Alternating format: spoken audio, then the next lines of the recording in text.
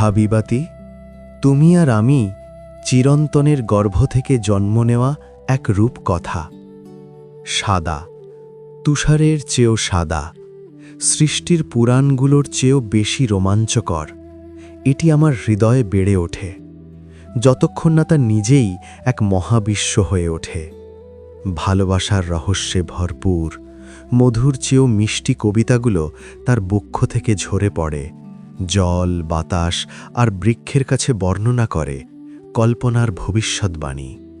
আর সেই দুষ্টু আলোর দুঃখ, যে আলো আত্মার ভেতর বাস করে।